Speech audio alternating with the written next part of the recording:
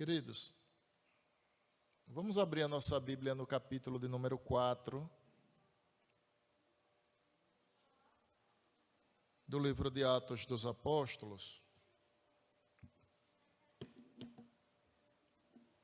Atos, capítulo 4, desta feita do versículo 36 ao versículo de número 11 do capítulo 5. Os irmãos devem perceber que nós demos uma avançada aí a vista texto que tratamos pela manhã. Faço lembrar que não estamos seguindo texto por texto, tá bom? Então, quando nós dermos uma avançada no texto, é natural que eu fale do contexto imediato, que é justamente o que acontece aqui, tá bom? Ou vai acontecer agora? Vamos orar. Senhor, que as palavras dos meus lábios e o meditar do meu coração sejam agradáveis na Tua presença, Senhor, rocha minha e Redentor nosso em Cristo. Amém. Queridos, pela manhã nós vimos que Pedro pregou 2 sermões, ou pelo menos se expressou por 2 vezes. Na primeira delas, capítulo de número 2, quase 3.000 foram convertidos e batizados, em nome do Pai, do Filho e do Espírito Santo. Em um segundo momento, capítulo 3, Pedro e João vão adentrando ao pórtico de Salomão, um dos pátios do templo em Jerusalém, e então há um homem coxo, paralítico, que pede esmolas à porta do templo. Pedro e João então respondem ou replicam: não tenho ouro nem prata, mas aquilo que tenho, isso eu te dou, levanta-te e anda. Esse agora curado passa a acompanhar Pedro e João. Isso causa nas pessoas que ali estão uma comoção, de modo que elas ficam impressionadas com o milagre. Pedro então dá início a um segundo discurso, o qual eu chamei de sermão, onde mais uma vez ele aponta que o foco daquela cura é o Senhor Jesus Cristo, ou seja, foi Jesus que operou aquele milagre. Isso faz com que Pedro e João sejam presos. Foram levados então ao sinédrio para serem julgados. E o que incomodava os juízes naquela ocasião era o fato deles apontarem a ressurreição em Cristo Jesus, coisa que os saduceus não criam. Então tentaram calá-los, os ameaçando, e aí eles responderam se seria razoável obedecer à voz dos homens ou à voz de Deus, e que eles não podiam deixar de falar aquilo que foram testemunha, ou seja, morte e ressurreição do Senhor Jesus Cristo. Eles são soltos, e aí o que é que acontece? Dos versículos 23 a 31 do capítulo 4, nós temos então uma oração. A primeira atitude da igreja após sofrer sua primeira perseguição, foi orar. Foi isso que a igreja foi fazer. Ela orou a Deus. Depois desse momento, Lucas faz um registro semelhante ao que acontece no início, ou melhor dizendo, no final do capítulo 2. Ele fala sobre a vida comunal da igreja, que na igreja daquela época, a saber, a igreja primitiva, a primeira igreja do primeiro século, tudo era comum a todos. Por quê? Os irmãos viviam na expectativa de uma volta eminente, rápida de Jesus. Eles não entendiam que Jesus levaria 1000 anos, 2000 anos para voltar. Eles entendiam que o Senhor voltaria logo. Então, diante disso, parece que o Flamengo está ganhando, o Sandro está empolgado, né? Então, diante disso, acontece que eles, nessa volta eminente, ou essa expectativa que eles tinham da volta do Senhor Jesus Cristo, eles consideravam tudo comum. Eles vendiam as suas propriedades, eles distribuíam entre os irmãos mais necessitados. Então, o ato de alguém vender suas propriedades, pegar os seus bens e depositar aos pés dos apóstolos, é como se aquele crente estivesse dizendo assim: tudo que tenho está sob vossa administração. Ou seja, os apóstolos iriam gerir aqueles recursos. Para quê? Para dar à igreja um mesmo padrão de igualdade, ou seja, ninguém passar necessidade na igreja. Era esse o comportamento. É claro, irmãos, que isso não era um mandamento. Quem vendia suas propriedades e depositava aos pés dos apóstolos, não significa dizer que essa pessoa estava cumprindo o mandamento, mas ela estava seguindo um ritual comum na vida da igreja. Daqui nasce um problema, irmãos, porque o texto dessa noite é um dos textos mais duros que eu já preguei na minha vida. Há alguns textos na Bíblia que são muito duros de pregar. Por exemplo, Sodoma e Gomorra, quando a mulher de Ló, ela, em desobediência à orientação do Senhor, ela vira uma estátua de sal. Capítulo 22 do Gênesis, quando Abraão vai sacrificar o seu filho, seu único filho, e todo aquele trajeto, aquela caminhada até o sacrifício final. Graças a Deus, no final de tudo, o Senhor então concede o livramento de Isaque, apontando ali o cordeiro como símbolo de Cristo que seria sacrificado no futuro. Eu nunca preguei nesse texto de hoje, mas estudá-lo trouxe uma certa dureza, porque nós percebemos que há um rigor no julgamento de Deus. Deus não julga como nós julgamos. Deus é rigoroso no seu juízo.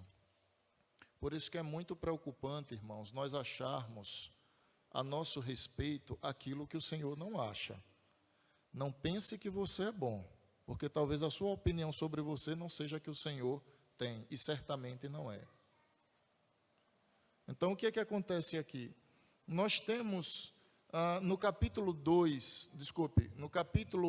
4, lá no final, uma ação generosa que replica o comportamento da igreja. No final do capítulo 4, os irmãos vão observar a partir do versículo 36 e 37, diz assim: José, a quem os apóstolos deram o sobrenome de Barnabé, que quer dizer filho de exortação, levita, natural de Chipre, como tivesse um campo, vendendo-o, trouxe o preço e o depositou aos pés dos apóstolos. Pronto. Essa aqui foi uma ação praticada por José, que recebeu o nome de Barnabé. Era um homem natural de Chipre, piedoso, ou seja, um homem que temia a Deus, que buscava o Senhor em oração, que buscava ter uma vida zelosa pelo Evangelho. O que José, ou Barnabé, vou chamar de Barnabé para a gente não se confundir. O que Barnabé faz? Ele faz cumprir o que era um comportamento comum da igreja naquela época. Se vocês voltarem uma página da Bíblia e olharem o capítulo 2, versículo 44, diz assim: todos os que creram estavam juntos e tinham tudo em comum. Versículo 45 do capítulo 2. Vendiam as suas propriedades e bens, distribuindo o produto entre todos, à medida que alguém tinha necessidade. Então, o comportamento da igreja era esse. E o que levava a igreja a isso? Primeiro, a presença vibrante do Espírito Santo na vida da igreja.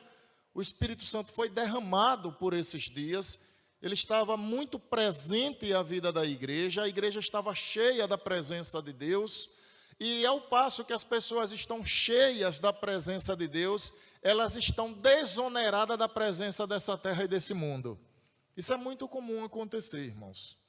O reverendo Russell Shedd, o pastor Russell Shedd, era um pastor batista, faleceu há poucos anos atrás, deve ter 2 ou 3 anos no máximo.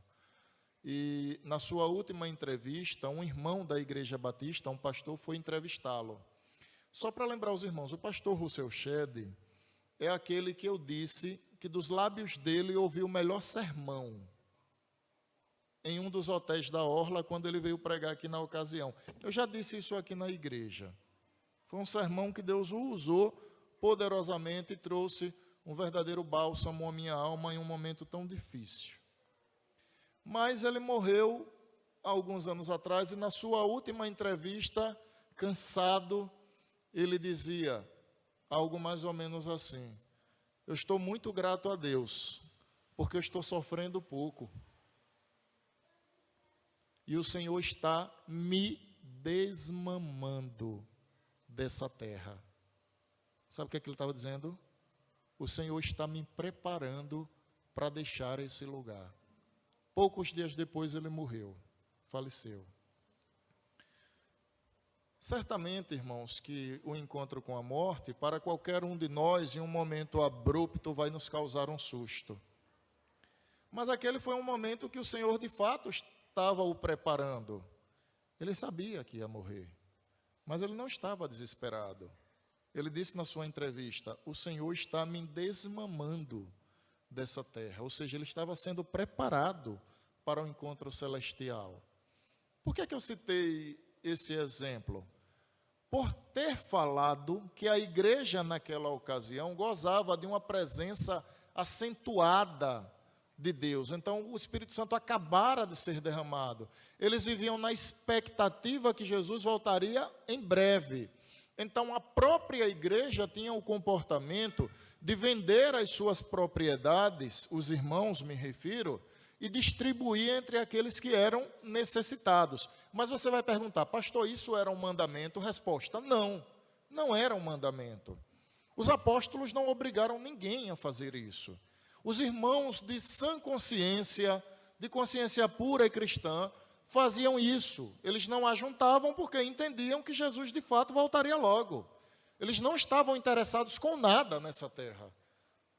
A ansiedade deles, ansiedade aqui no bom sentido, não naquele sentido condenado por Jesus, mas a pressa deles era o que? Era encontrar com o seu Redentor. E isso fazia então com que aqueles irmãos se desapegassem. Não eram apegados a nada. O negócio é nós nos organizarmos aqui, é nós termos sustento suficiente até o dia que Jesus Cristo venha, porque ele vem logo. O pensamento era mais ou menos esse. Então era uma cultura da igreja. Barnabé segue esse rito. Então ele compreende que podia se desfazer também de um campo o qual ele teve, chegar aos pés dos apóstolos e depositar tudo aquilo. Então o ato de ir aos pés dos apóstolos e depositar uma oferta era algo que dizia mais ou menos assim: aqui está tudo o que tenho. Eu entrego porque confio no Senhor e sei que vou encontrar com o Senhor. Então essa é a atitude de Barnabé. E é recebida naturalmente, irmãos, com bom grado. Pois os versículos 36 e 37 afirmam claramente a ação de José, a quem os apóstolos deram o sobrenome de Barnabé, que quer dizer filho de exortação, levita, natural de Chipre. Como tivesse um campo, vendendo, o trouxe o preço e o depositou aos pés dos apóstolos. Aqui eu já quero tirar uma lição, porque a segunda parte do texto é a mais complexa de tratarmos. Irmãos, tudo que nós temos e possuímos é fruto da graça de Deus. Quando nós, oramos há pouco, devolvemos o dízimo, nós acreditamos que, primeiro, é um mandamento do Senhor estabelecido lá em Malaquias capítulo 3, de 6 a 12, tá? Inclusive qualquer incrédulo, qualquer um que não seja crente, que está acompanhando a transmissão desse culto, se quiser checar na Bíblia, se de fato Deus manda que o faça, o texto é Malaquias capítulo 3, versículos de 6 a 12. Então, quando nós fazemos crendo que, primeiro, o Senhor tem nos dado todas as coisas, e que Ele nos dá e somos mordomos. O mordomo, ele não administra o que é seu, ele administra o que é do seu Senhor. Já notaram isso? Quem administra o que é seu é o dono. Quem administra o que é de outrem é o mordomo. O nome disso é mordomia cristã. A mordomia cristã é justamente essa perspectiva de crer que tudo que temos, recebemos do Senhor, tudo que temos de bom, recebemos do Senhor, toda boa dádiva, todo dom perfeito vem do Pai das luzes. E o próprio Senhor estabeleceu então que nós devolvêssemos para a expansão do seu reino parte daquilo que ele nos tem dado. Mas por que eu entrei nesse aspecto? Para lembrar que a competência de administrar esses recursos é daqueles a quem Deus instituiu como líderes na igreja. Não estou me referindo ao pastor. A Igreja Presbiteriana do Brasil não é uma igreja que pertence a um pastor, tá? A Igreja Presbiteriana do Brasil, ela é conciliar. Então, quem é o dono da igreja? Quem foi que fundou a igreja? Quem fundou a Igreja Presbiteriana? Não foi um pastor no sentido de ser um missionário, mas ele não se tornou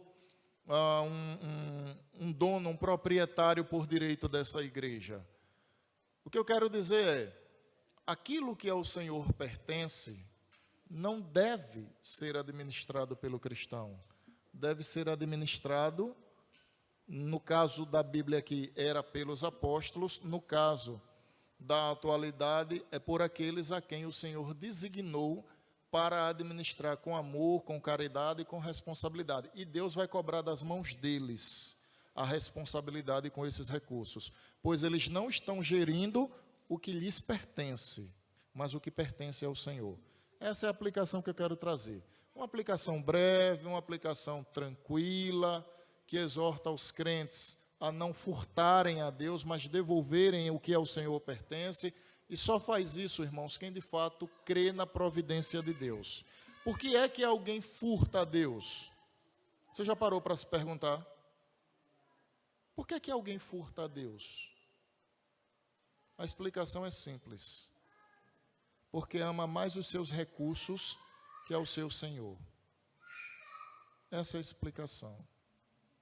Quando alguém ama mais o que Deus tem dado do que a seu Deus, isso é uma demonstração clara de que tem amado mais os seus recursos que ao Senhor da sua vida. Pronto. Não quero me aprofundar muito aí nessa questão, até porque só queria trazer essa aplicação breve e partir para o segundo momento do texto. Considerando tudo o que foi dito até agora, irmãos, e tendo em mente que a igreja da época tinha como comportamento natural entregar tudo o que possuía na perspectiva de que Jesus voltaria logo, e eles faziam isso aos pés dos apóstolos, o que não era um mandamento. Nós temos dois personagens, um casal, Ananias e Safira. E nós temos o juízo de Deus sendo executado, e temos um propósito para esse juízo. Então vejam só, nós temos agora, no capítulo 5, de 1 a 11, a seguinte cena: dois personagens que são um casal, ou um casal, Ananias e Safira. Segundo, Deus executando o juízo. Terceiro, com um propósito muito claro. Vamos tentar compreender. Verso de número 1 em diante. Entretanto, certo homem chamado Ananias, com sua mulher Safira, vendeu uma propriedade, mas em acordo com sua mulher, ou seja, ele já estava macumunado com sua esposa, Safira, mas em acordo com sua... O problema não é nem conservar o campo, nem vender o campo. O problema é enganar a igreja. E o pior, aqui Pedro não aponta como engano à igreja, mas aponta como engano ao próprio Espírito de Deus. É claro, irmãos, essa é uma força de expressão, porque ninguém pode enganar nem a Deus, nem ao Espírito Santo. Como é que alguém vai enganar o Espírito Santo se ele a tudo vê? Alguém vai enganar o Espírito Santo se ele é onisciente, se é onipresente, se é onipotente. Então o problema não é nem ele conservar o campo, ou seja, ele manter a sua propriedade, nem ele se desfazer do campo. Isso não é problema aqui. Pastor, e qual é o problema finalmente? O problema, irmãos, é a hipocrisia desenfreada. Eles agiram com hipocrisia deliberada. Conscientemente, eles agiram com hipocrisia. Esse é o problema. Pastor, qual seria o pecado de Ananias e Safira? O pecado de Ananias e Safira foi tentar a Deus. Foi esse o pecado. Eles tentaram a Deus. Deixe-me fazer aqui uma conjectura para, de repente, facilitar o entendimento. É como se Ananias e Safira conscientemente dissessem assim: nós vamos enganar os apóstolos e veremos se de fato Deus é onisciente. O que é isso? Tentar a Deus. Não se desafia a Deus. Todos os homens que desafiaram a Deus, eles tiveram um fim trágico. E Ananias e Safira não foi diferente, irmãos. Reparem o que aconteceu agora. Verso de número 5. 4 ainda. Como, pois, parte B, assentaste no coração este desígnio, não mentistes aos homens, mas a Deus. Vocês mentiram para Deus. Força de expressão, tá, irmãos? Que fique claro. Verso 5. Ouvindo estas palavras, Ananias caiu e expirou, sobrevindo grande temor a todos os ouvintes. A questão é, quem executou o juízo aqui? O próprio Deus. Nós estamos, irmãos, diante de uma cena em que um casal tenta a Deus, muito provavelmente imbuídos de inveja do comportamento que a igreja vinha tendo, ou seja, o comportamento comum de vender o que tinha, distribuir entre todos, para que todos tivessem o mínimo de condição de vida, e que esse mesmo casal mancomunado entende que de alguma forma conseguiriam ludibriar. Pedro diz: Ananias, se você tivesse mantido o campo, ele não seria teu? Se você tivesse vendido, não seria teu? Por que você traz aqui, enganando o Espírito Santo? Ananias deu o último suspiro e caiu. Ou seja, Deus executou juízo na igreja. Quando eu digo igreja, não entenda em toda a igreja, mas Deus executou julgamento à vida da igreja para que ela visse o rigor que Cristo trata a sua comunidade. Isso, irmãos, fica claro, sobretudo, no verso de número 5. Ele expirou, sobrevindo grande temor a todos os ouvintes. Ou seja, qual o propósito de Deus executar juízo? Trazer temor ao seu santo nome. Aqui, amados, eu quero trazer uma aplicação. Às vezes a gente considera que pecado é só quebrar um daqueles 10 mandamentos que temos em Êxodo capítulo 20 ou em Deuteronômio capítulo 10. Aqueles, irmãos, são ícones de vários pecados que podem ser cometidos. O capítulo 20 do Êxodo, nós temos ali o que seria semelhante a 10 ícones. São princípios que neles estão contidos outras transgressões que podem ferir a vontade de Deus. Não tentarás o Senhor teu Deus. Pastor, que mandamento é esse? Lá não tem, pastor. Não tentarás o Senhor teu Deus. Que mandamento é esse? Qual é o terceiro mandamento? Não falarás o nome do Senhor em vão. Entenderam? Então, não tentar a Deus está ligado ao aspecto de não tratar de modo vão ao Senhor. O pecado de Ananias e Safira foi justamente esse: tentar o Senhor. E Deus executou o juízo. Vejam só, Lucas, ele não omite essa informação. É claro, toda a palavra de Deus é inspirada pelo Espírito Santo. Quando eu digo Lucas, estou citando o autor. Mas o próprio Deus, na pessoa do Espírito Santo, não omitiu essa informação.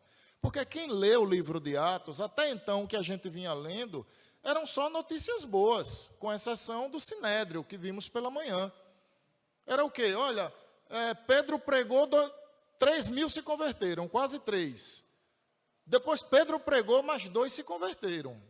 2.000 foram convertidos. A pior situação até então qual era? Pedro e João foram presos, mas depois foram soltos. Ou seja, a situação já melhorou um pouco. Aí vem então Lucas, no capítulo 4, versículos de 32 a 35, e fala sobre o bem-estar, sobre a graça de Deus que estava derramado na vida da igreja, semelhante ao que ele falou no capítulo 2, versículos de 42 a 47. E agora a gente tem uma cena dentro da igreja que é extremamente complexa. Por quê? Porque nós temos um homem morrendo de modo fulminante. Ananias, você não mentiu aos homens, você mentiu a Deus. Esse homem deu o último suspiro e caiu duro na frente de todos que estavam presentes. Se você estivesse lá, como você não estaria? Como você não viria essa cena? Irmãos, qualquer um de nós ficaria com medo do juízo de Deus. Porque o que Deus exerceu naquele momento foi juízo. Contra quem? Contra alguém que estava inserido na igreja e tentou o Senhor. E o seu fim foi trágico. Mas o pior de tudo é que não acabou por aí, né? O pior de tudo é que o texto aponta outra situação que agora envolve a outra macumunada. Verso de número 6 em diante. Levantou-se os moços, cobriram-lhe o corpo e levando-o sepultaram. Verso 7. Quase 3 horas depois entrou a mulher de Ananias, não sabendo o que ocorrera. Então Pedro, dirigindo-se a ela, perguntou-lhe: dize-me, vendeste portanto aquela terra? Ela respondeu: sim, portanto.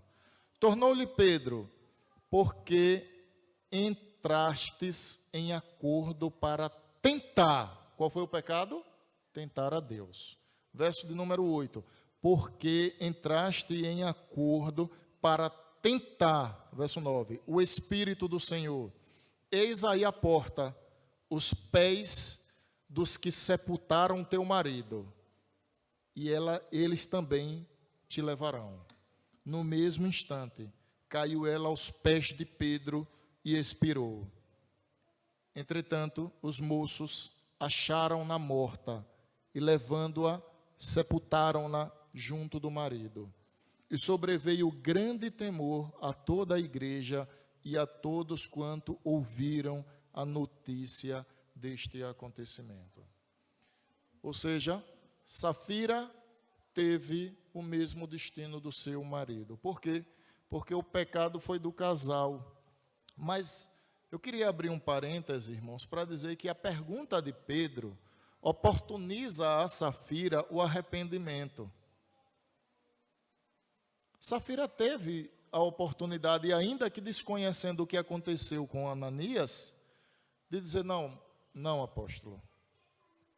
apóstolo Pedro, não, nós pecamos, nós devolvemos parte do todo, nós ludibriamos, mas não foi portanto que foi vendido. Certamente que ela teria um destino diferente. Irmãos, trazendo para os nossos dias, e eu já estou caminhando para o final da mensagem, a gente precisa ter em mente que a igreja de Cristo, que a fé, o evangelho é algo seríssimo. Amados irmãos, não se brinca com o evangelho, não se brinca com Deus, não se brinca de ser crente. Quando nós brincamos de ser crente, nós estamos tentando a Deus. Como, pastor, eu tento a Deus quando brinco de ser crente? Você carrega o nome de Deus para essa sociedade. Quando as pessoas lá fora veem você, elas olham e entendem que você é um servo, uma serva do Deus vivo. Eles entendem que você é um filho de Deus. eles entendem que você é alguém que teme a Deus. O não levar a fé a sério é o pecado de tentar a Deus. É claro que Deus é muito misericordioso, nós não estamos negando isso. Deus é misericordioso? Sim, Deus é misericordioso. Mas, irmãos, Deus aplica a sua misericórdia à vida dos arrependidos e não dissimulados. Ananias e Safira não eram arrependidos, eram dissimulados, eram macumunados. Eles agiam de má fé, de modo intencional. Era algo peculiar a eles. Deus não exerceu a sua misericórdia na vida daquele casal, mas Deus exerceu o seu juízo. E Deus tinha um propósito claro. O propósito de Deus era produzir temor na vida da igreja. A igreja que via aquela cena em que Ananias, primeiramente, cai duro aos pés dos apóstolos e é levado e sepultado. 3 horas depois, dentro daquele recinto, chega então Safira, sua esposa. Adentra, se aproxima de Pedro. Pedro então faz as mesmas perguntas que fez a Safira, a Ananias, e ela dá a mesma resposta. Resultado, ela tem o mesmo destino. Irmãos, a gente deve olhar o pecado com nojo. A gente deve olhar o pecado com repulsa. Deixa eu deixar uma coisa clara aqui que talvez não tenha ficado nos cultos de doutrina. Eu sei que ficou. Na santificação há uma sinergia. O que é uma sinergia, pastor? Vejam só. Na salvação há o monergismo. Mono, um. Deus age unicamente para salvar o homem. Deus age, ele, monorgia, para salvar o homem. Na santificação há uma sinergia. O que é sinergia, pastor? Sinergia é 50% de um e 50% do outro. Sinergia é 100% de um e 100% de outro. Deixa eu explicar. O que nós vivemos hoje, nós que cremos ser salvos, força de expressão, porque devemos ter certeza da salvação, obviamente. O que nós vivemos hoje, o Espírito Santo, ele age para nos santificar. Mas a ação do Espírito Santo não significa dizer que ele vai nos pôr em transe, de modo que se eu não entrar em transe, eu não serei santo. Não é assim que acontece. O Espírito Santo, ou seja, Deus age para santificar o seu Filho. Nós não temos a consciência do que é pecado? Temos. O nosso coração não se entristece quando pecamos? Sim. Nós não confessamos o nosso pecado, não somos constrangidos a confessar o nosso pecado, em razão do próprio Deus, o Espírito de Cristo nos levar a isso? Sim. Então Deus está agindo para santificar os seus filhos. E a outra parte, pastor? A outra parte é 100% responsabilidade sua. Sinergia. O Espírito Santo age para nos santificar, mas o Espírito Santo não age em nosso lugar. Ou seja, quem deve obedecer os preceitos de Deus são seus filhos. O Espírito Santo conduz à santificação, mas quem teme o nome de Deus para obedecê-lo? Eu e você. Entenderam que é sinergia? Eu não posso dizer, ai meu Deus, eu pequei porque nessa hora o Espírito Santo, ele não pesou sobre minha consciência a mão. Irmãos, isso não existe. Isso não existe. Ele está nos santificando. Não ache você que vai descer um anjo do céu, breve a você cometer um pecado e dizer, como nossa mãe costumava fazer, o anjo não vai descer. Não aguarde, ele não vem. Não aguarde. O anjo não vai ser enviado por Deus para chegar na sua sala, no seu quarto, para chegar no seu lugar de trabalho e dizer assim: isso é feio, papai do céu não gosta, viu? Isso não vai acontecer. Isso acontece com os pais fazendo com os filhos. Mas Deus veio morar em nós e tem nos santificado. Mas a responsabilidade de obediência é nossa. Não confunda uma coisa com outra. Quem é obediente a Deus, somos nós. Obediente, eu digo, que deve obediência a Deus, somos nós. Quem confessa os pecados a Deus, somos nós. Quem foge como José do Egito fugiu, somos nós. Não confunda as coisas. O Espírito Santo tem papel de 100% em nos santificar. E Deus requer de nós 100% de fidelidade. Entenderam a diferença? Ananias e Safira pagaram caro. O Espírito de Cristo estava a vida da igreja. Cristo executou o seu juízo com o propósito de que a igreja temesse a Deus. E aí, irmãos, eu preciso encerrar essa mensagem dizendo: amados, talvez um dos pecados que mais cometamos, mas não vem à nossa consciência, é tentar a Deus. Não tente a Deus. Deus não terá por inocente aquele que fala seu santo nome em vão. Temamos a Deus, irmãos. Olhemos para o Senhor como um Pai de amor, mas olhemos para o Senhor como aquele que também pode pesar a mão sobre nós. Temamos a Deus antes que sejamos levados a temer em razão de alguma circunstância, como aconteceu com a igreja de Atos dos Apóstolos. Que o Senhor nos abençoe.